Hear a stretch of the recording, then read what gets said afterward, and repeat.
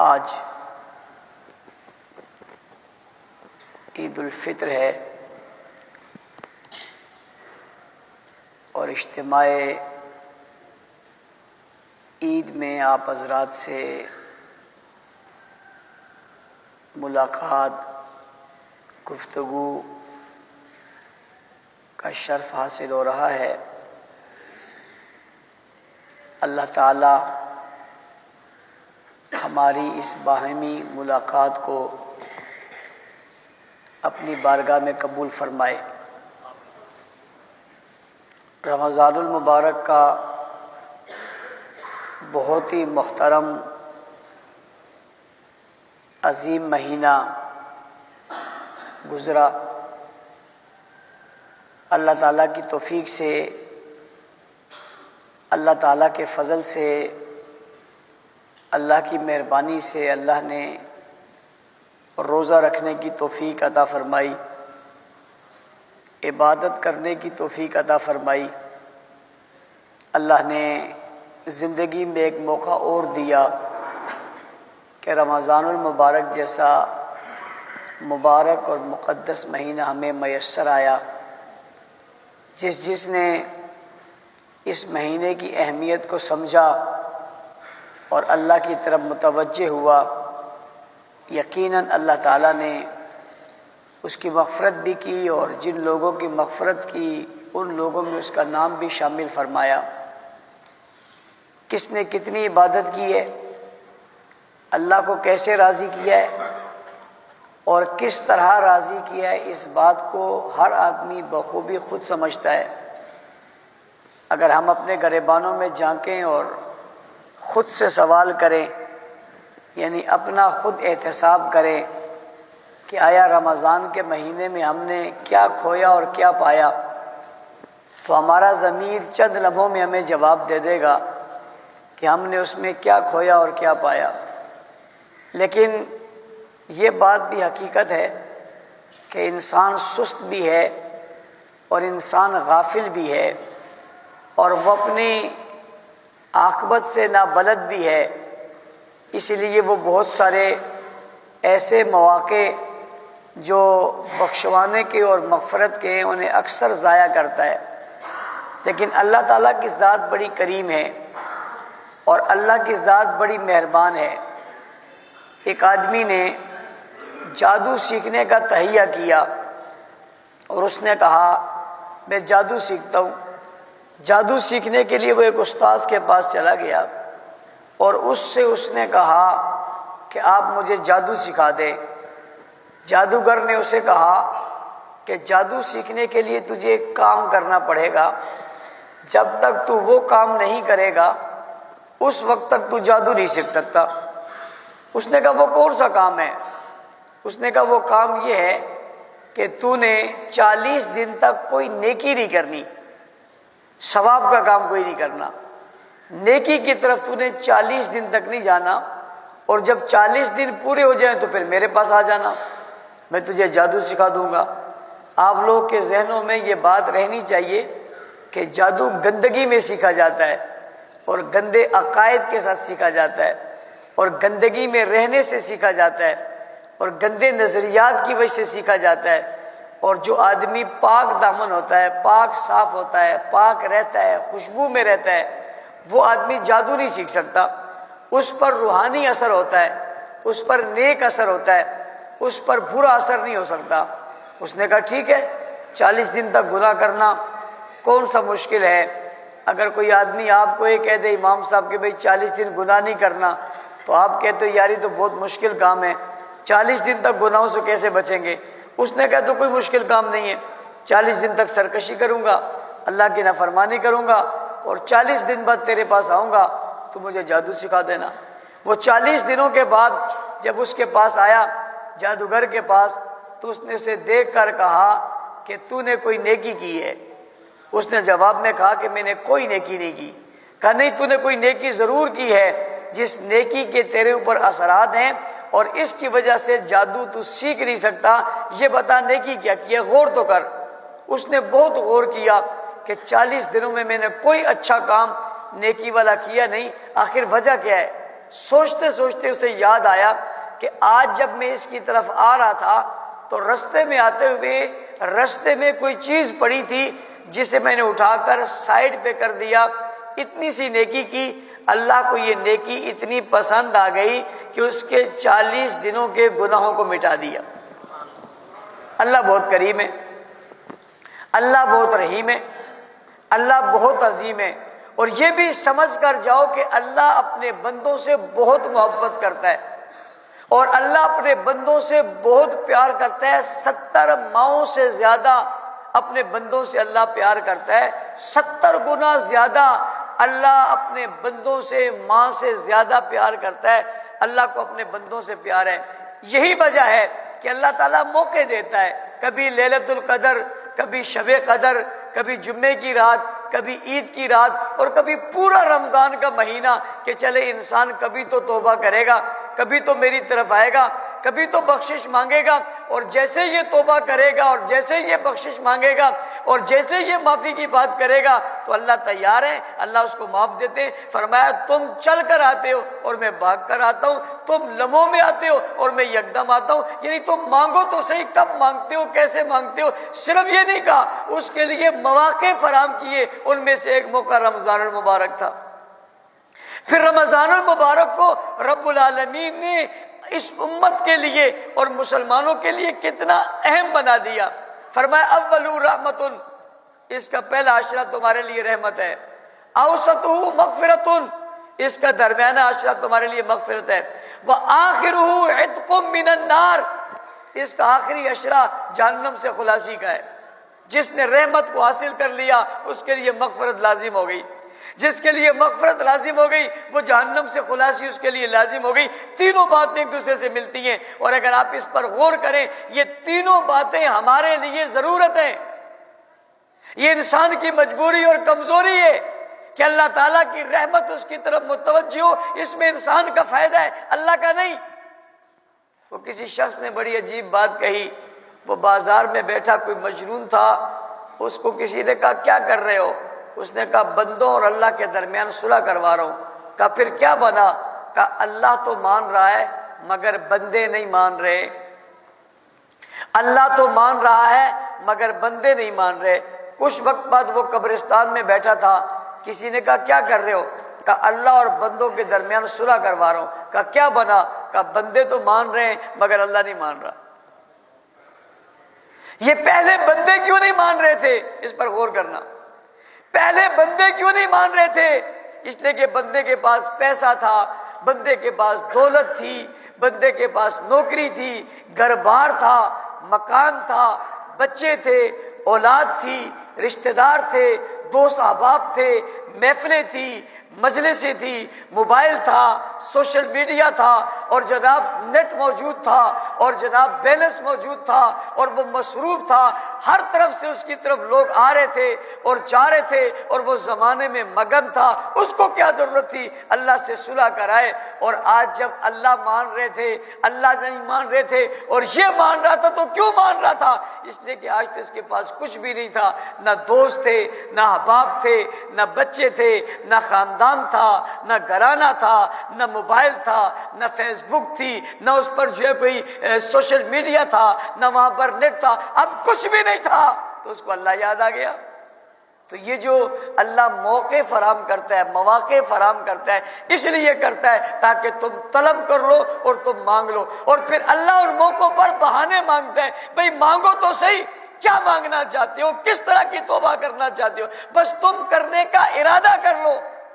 انسان ارادہ کر لیتا ہے، اللہ تعالیٰ اس کے ارادے پر اسے نیکی دیتے ہیں۔ اللہ کتنا مہربان ہے، سمجھیے آپ نے ارادہ کر لیا، اور ارادہ آپ نے یہ کیا کہ آپ آج ظہر کی نماز پڑھیں گے، یہ بھی سے آپ نے ارادہ کر لیا، اس لیے کہ عید کی نماز واجب ہے اور ظہر کی نماز فرض ہے، تو آپ نے آج سے ابھی بیٹھے بیٹھے فیصلہ کیا کہ ظہر کی نماز پڑھوں گا اور جماعت سے پڑھوں گا، مہمان جتنے بھی آئیں میرا ایک ہی کام ہے کہ میں نے ظہر کی نماز لازمی پڑھنی ہے۔ ابھی آپ نے پڑھی نہیں ہے، آپ کو ایک نیکی مل گئی، ابھی پڑھی نہیں ہے، ابھی ارادہ کیا ہے، ارادے پر نیکی دی۔ اور اگر آپ نے کسی گناہ کا ارادہ کر لیا تو ابھی کچھ نہیں لکھا جائے گا۔ ابھی کچھ نہیں لکھا جائے گا، کہا صبر کرو، گناہ کر رہے صبر کرو، کر لیا ہے صبر کرو، ہو سکتا ہے توبہ کر لے۔ اللہ کتنا مہربان ہے، کتنا کریم ہے، موقع دیے اور رمضان المبارک کا مہینہ دیا جس میں رفتار بڑھا دی نیکیوں کی۔ رفتار نیکیوں کی کیسے بڑھائی بھئی؟ رفتار نیکیوں کیسی بڑھا دی کہ ایک نیکی کی تو 10 نیکیاں، 30 نیکیاں، 100 نیکیاں، 700 نیکیاں، اتنی بڑھا دی، رفتار کو بڑھا دیا۔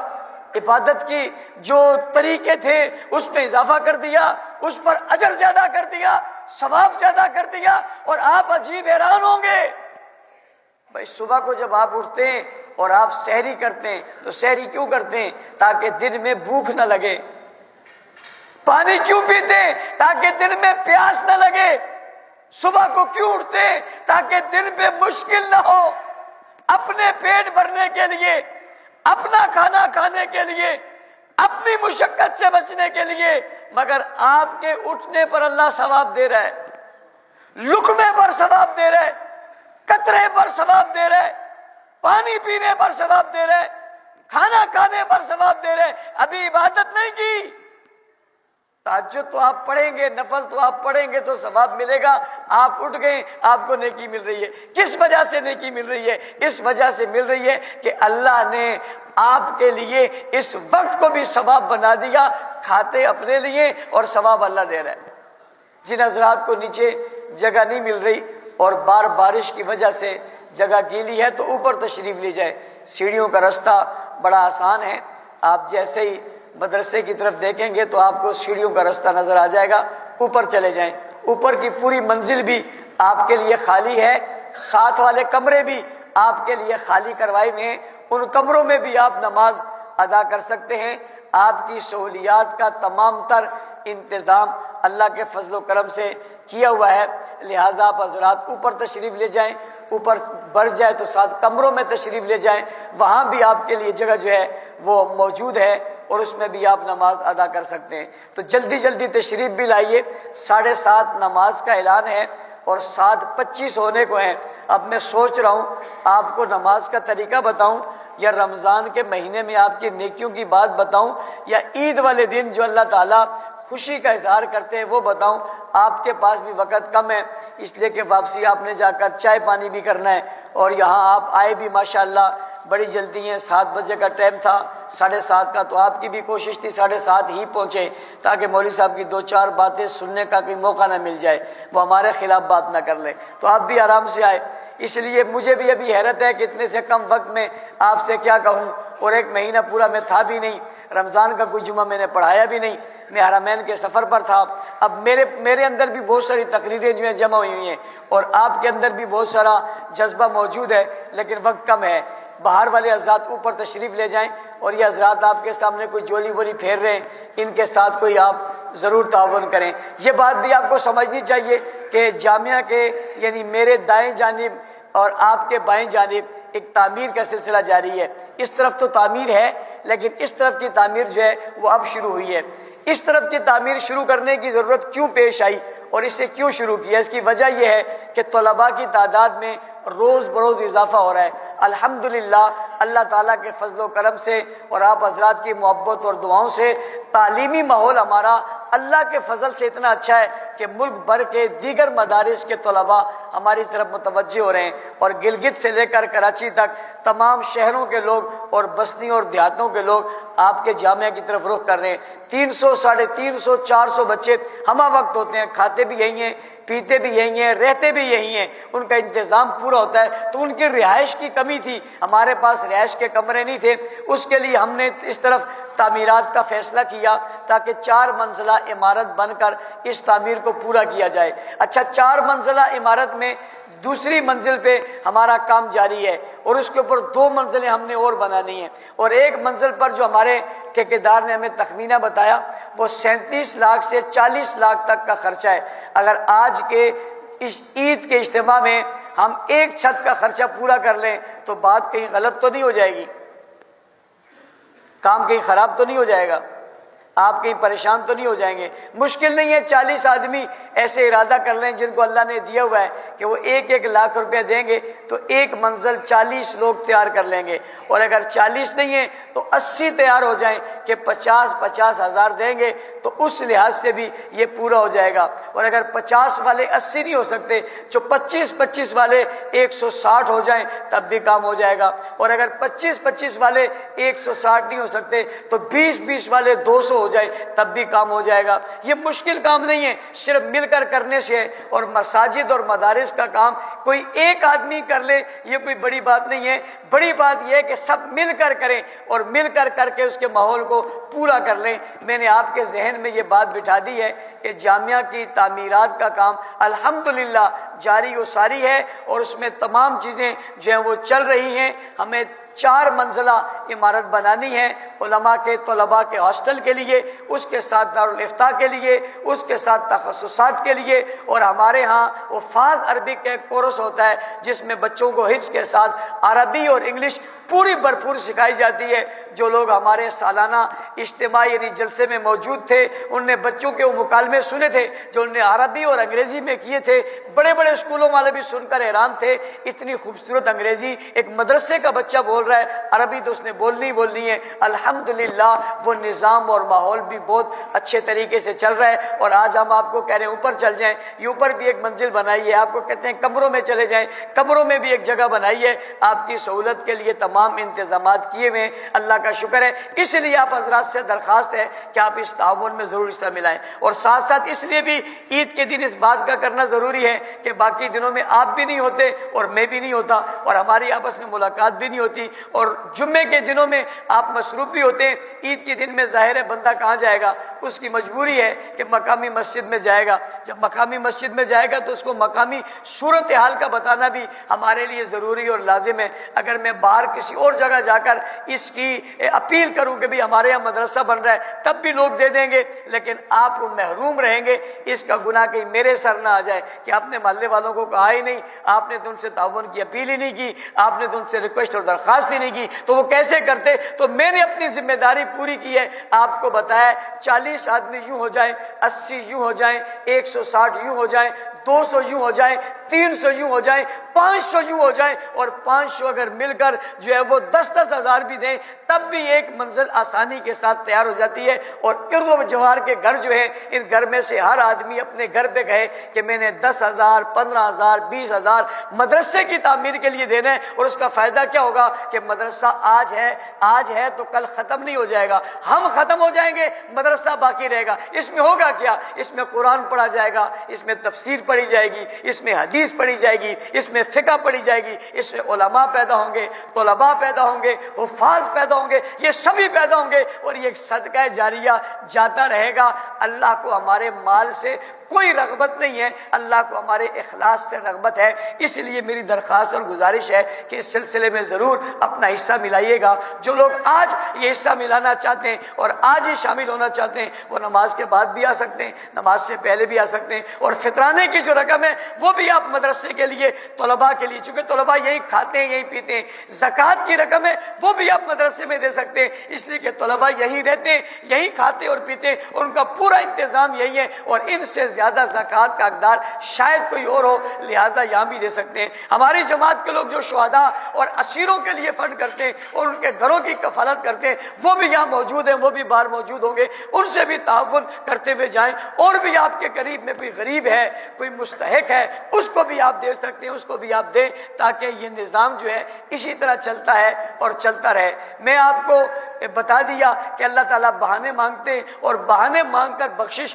اور مغفرت کا ذریعہ ڈھونڈتے ہیں۔ آج کا دن جو عید کا دن ہے، جب لوگ عیدگاہ کی طرف آ رہے ہیں تو اللہ پوچھتے ہیں فرشتوں سے، ذرا پوچھتے ہیں بتاؤ یہ لوگ کیوں آ رہے ہیں؟ کہ اللہ تیری بخشش کے لیے آ رہے ہیں، تیری مغفرت کے لیے آ رہے ہیں۔ تو اللہ کہتے ہیں ان سے کہو اللہ نے تمہاری بخشش کر دی ہے، مجھے اپنی عزت کی قسم، عظمت کی قسم، بلندی کی قسم، میں نے ان کی مغفرت کر دی ہے۔ اللہ کتنا کریم ہے۔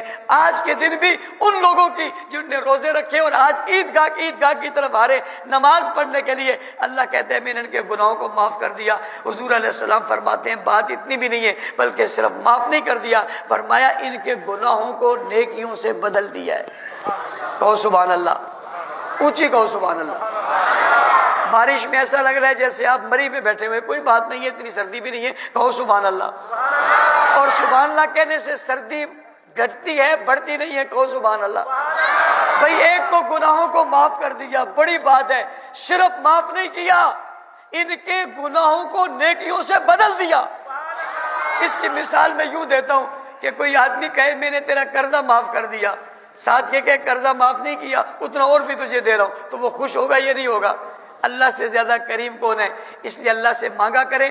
اور آخری بات کہ عید کے دن کو اپنے لیے خوشی کا دن سمجھیں، اس کو خوشی کا دن تصور کریں، اس میں غم نہ بنائیں، اس میں غم نہ بنائیں، اس کو غمگین نہ بنائیں، اس کو خوشی کا رکھیں، مگر خوشی اتنی ہی جتنی شریعت نے اجازت دی ہے۔ یہ نہیں ابھی جا کر ڈیگ لگا دو اور پورے محلے والوں کو جگاؤ کہ مولوی صاحب نے کہا تھا خوشی مناؤ اور میں خوشی منا رہا ہوں، اور گلی میں ناچنے کودنے لگ جاؤ اور کہو کہ مولانا صاحب نے کہا تھا ناچو اور کودو خوشی مناؤ۔ خوشی کا انداز ہے، اور اس خوشی کا پہلا طریقہ ہے کہ ہم شکرانے کے طور پہ 2 رکعت واجب اس کے پڑھ رہے ہیں، 2 رکعتیں پڑھ رہے ہیں شکرانے کے طور پہ۔ اللہ شکر ہے تو نے میں رمضان دیا، رمضان کی اہمیت دی، رمضان کی نیکیاں دی، اور آج ہمارے پاس یہ ساری چیزیں موجود ہیں، آپ اس پر اللہ کا شکر ادا کر رہے ہیں، نماز ادا کر رہے ہیں۔ اس سے پتہ چلا کہ شریعت میں خوشی کیا ہے، اللہ کے سامنے سجدہ ریز ہونا اور اللہ کو پکارنا، یہ سب سے بڑی خوشی ہے۔ اس لیے وہ 2 رکعت ہم پڑھیں گے،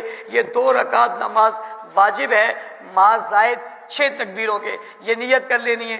2 رکعت نماز واجب ما زائد 6 تکبیروں کے، پیچھے اس امام کے اللہ اکبر کہہ کر آپ ہاتھ باندھ دیں گے۔ نماز شروع ہو گئی ہے، اللہ اکبر کہہ کر جب آپ ہاتھ باندھیں گے تو ہاتھ باندھنے کے بعد آپ پڑھیں گے سبحانک اللہم و بحمدک و تبارک اسمک و تعالی جدک و لا الہ غیرک۔ جب آپ یہ پڑھ لیں گے پھر امام اللہ اکبر کہے گا اور آپ بھی کہیں گے اور ہاتھ چھوڑ دیں گے۔ یہ جو زائد 6 تکبیریں ہیں ان میں سے پہلی تکبیر ہو جائے گی، پھر اللہ اکبر کہیں گے اور ہاتھ چھوڑ دیں گے، یہ دوسری تکبیر ہو جائے گی، پھر اللہ اکبر کہیں گے اور ہاتھ باندھ لیں گے، یہ تیسری تکبیر ہوگی۔ اس کے بعد قرات ہوگی، 1 رکعت ہوگی، سجدے ہوں گے، اور اس کے بعد پھر دوسری رکعت کے لیے کھڑے ہوں گے، اور دوسری رکعت میں امام قرات کرے گا، اور قرات کرنے کے بعد جب وہ صحیح رکوع میں جائے گا تو رکوع میں جانے سے پہلے پھر اللہ اکبر کہہ کر ہاتھ چھوڑ دے گا، یہ اس زائد تکبیروں میں سے چوتھی تکبیر ہو گئی۔